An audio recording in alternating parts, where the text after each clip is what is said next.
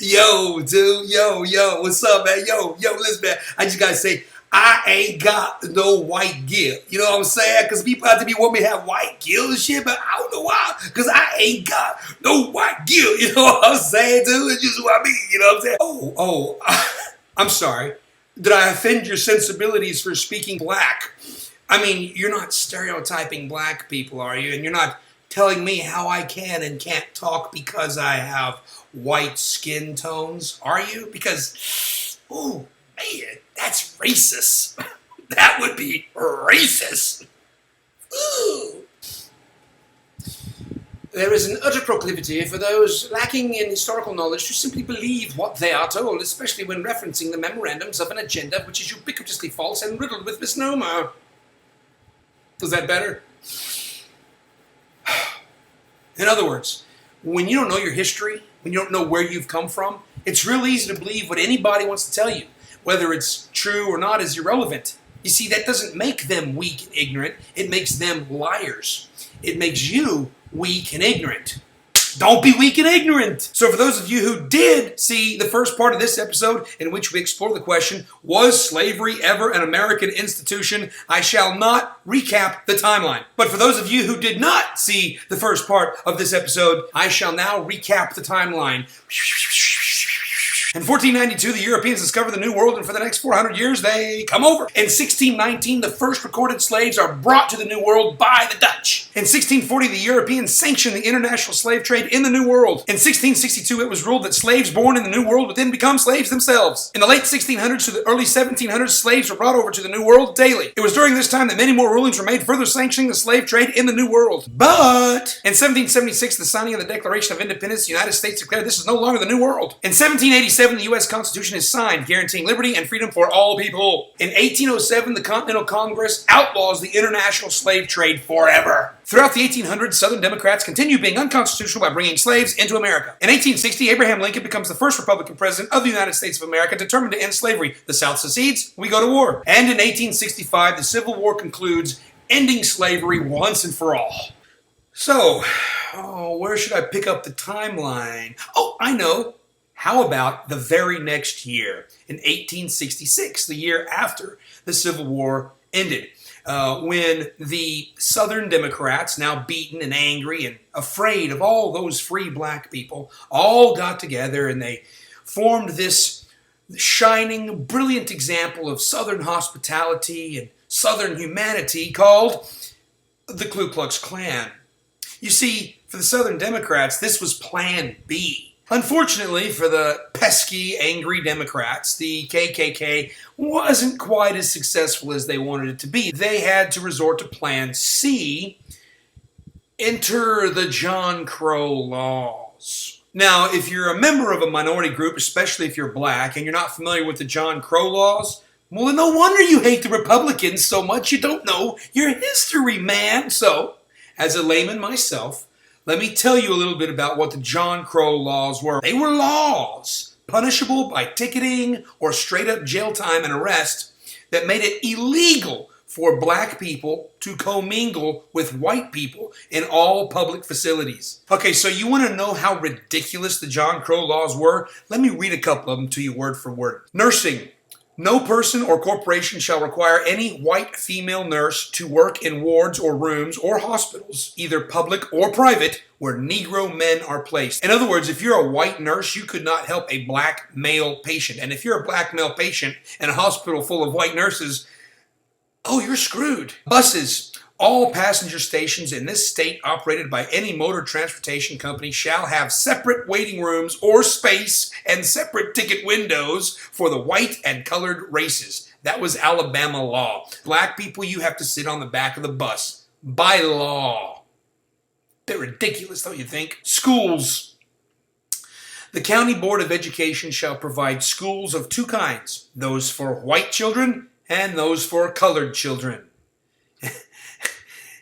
It was illegal for children of different races, blacks and whites, to commingle at school. This was your Democrat politic body at work, folks.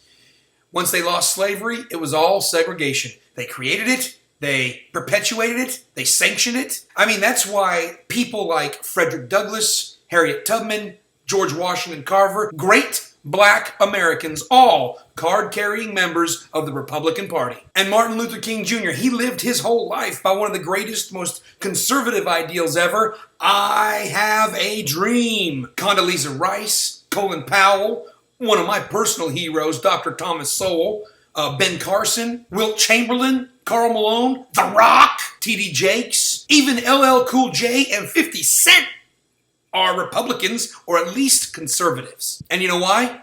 Because they know the history of their people. You know, it's kind of interesting in a tragically ironic way, where I started this whole thing off wanting to answer the question, was slavery ever an American institution? I find myself having to answer the question, how American are Democrats? Really? Oh, I know. I done pissed off a whole bunch of people, but I don't care. Because this is the truth. If America hadn't come along, signed the Declaration of Independence, won our independence, and then signed the U.S. Constitution freeing all people, and then outlawed the international slave trade, and then fought the Civil War against the Southern Democrat states, do you think slavery would have ended in 1865? No. Or in 1900 when we were at the height of the Industrial Revolution? Or maybe the 1920s, when we were otherwise up to our necks in the KKK and the Jim Crow laws. Oh, yeah. Or how about the 1950s, when we were in the middle of a brand new housing boom, and not to mention the fact our agricultural industry was at its highest point? Probably not. I mean, who's to say that slavery wouldn't have existed in this land as late as 1965? Exactly 100 years after America had otherwise killed it. I mean, racial tensions were pretty high and segregation was in full swing. But anyway, this is where our timeline catches up to us. The year is 2015, and by God, there is no slavery in America. I mean, whew. Or is there? I mean, let's look at slavery, especially slavery of old. And let's say it like it really is. Slavery was horrible. It took away people's human dignity. It stripped them of their rights. It stole their human dreams. I mean, nothing was as bad as slavery. Or was it? I mean, was it really that bad? I mean, look at today.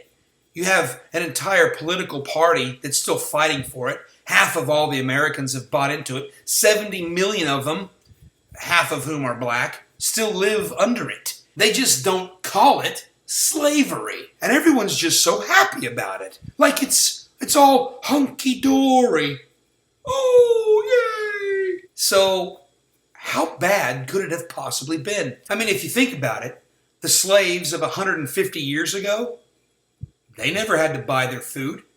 They were given all the ingredients they needed for meal and bread and cheese. They never had to pay rent or buy their housing. No, it was all perfectly subsidized by their masters. And healthcare?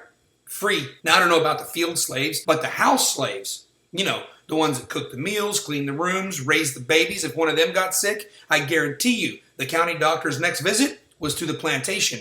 And that slave was nursed right back to health free of charge. And transportation, not a real big deal back then, but I guarantee you they were given everything that they needed to go wherever their masters wanted them to go, free of charge. Food, housing, healthcare, transportation, all subsidized.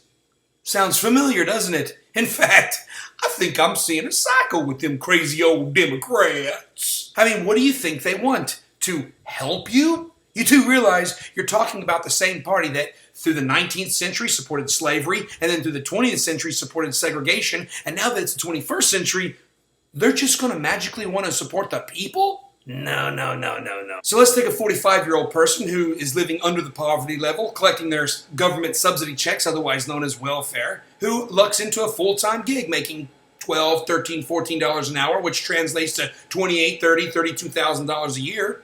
You think the government's going to let them do that? Oh, heck no, man. Welcome to the middle class, pal. Now you get to start paying taxes. And by the way, there go your benefits. That's your Democrats. And what about that young 24-year-old single mother of two who's struggling every week to make ends meet with her little government subsidy check, but she meets a guy and they fall in love and they want to get married to start their own nuclear family? You think the government's going to let her do that? Nope.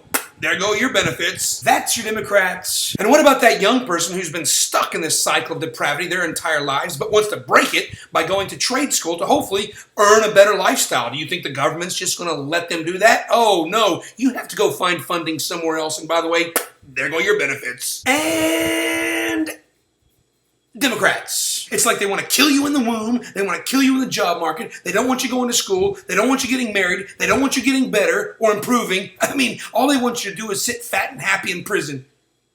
Oh, that just occurred to me. Okay, that's a little far. Fine. But it is not too far to say that they will continue to help you as long as you stay poor, uneducated, and alone. And why? Because that's exactly where they want you. I mean, it's not like these Democrat-driven welfare programs are in place to help young married couples get started out on the right foot, or to help someone go to college or trade school. You got to get Pell Grants or scholarships for that. And why is that? Because as long as they are paying you to be poor, uneducated, and alone, you will always be stuck in a cycle of needing them for assistance. So do you see the cycle? They take away opportunity and make people need them, so the people vote them in. They take away opportunity and make people need them, so the people vote them in. Over and over and over again. Which means instead of getting cotton or tobacco cash crops from your labor, they're getting votes.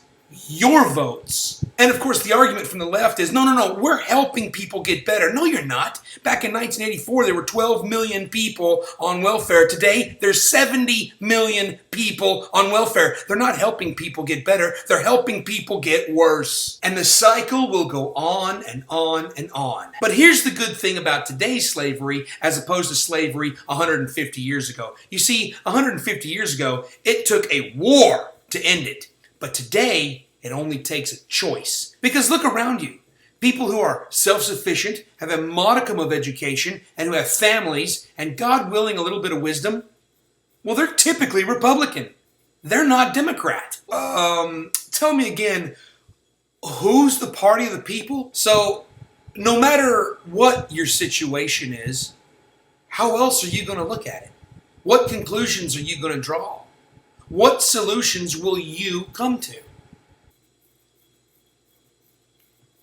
I don't know. Is slavery an American institution?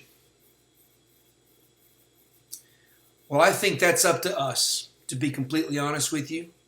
That is up to us, the individuals. But I won't support a party that ever supported slavery. I won't support a party that ever supported segregation. And I'm not going to support a party that today supports subjugation. I won't do it.